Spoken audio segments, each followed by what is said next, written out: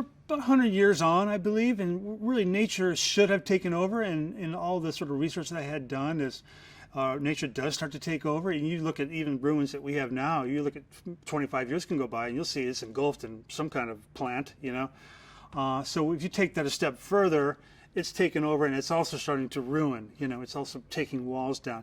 Now, sometimes you have to do a little creative license there because there's so little left. It's like, what are we looking at, you know? So we backed off that sometimes so you can actually have some architecture to look at and we can sort of react to and play with like that. So it's kind of the Bible for that was always a little bit of a moving target because, you know, what was probably reality wasn't always exciting visually. So that we kind of played with that a little bit in terms of what was overly greened. And I'm sure in post too, we'll play with that a little bit and, you know, pushing that and pulling that a little bit. The eagle's nest, which is where we first find our elders in the Eagle Clan village. And we basically built a nest inside of a high tension cable tower and basically nestled all the sticks within it and everything like that. And that was a really tough set to design and orchestrate from the point of the engineering of it. We had to build a precise model with, you know, the sticks in the right area, what was going to be structural, how much weight could it take, you know, because we had a certain amount of characters in there, we had a fight sequence. We built the thing on an actual metal structure on the set, on stage, about 3 meters off the floor. To the top, it was about 14 meters. As part of the Eagle Clan's sort of location, we found this sort of first time ever shot, which is, you know, you're always looking for. Great location up against the escarpment. And it was a bit tricky getting there, one road in, one road out. We basically had to plan this whole route up and everything.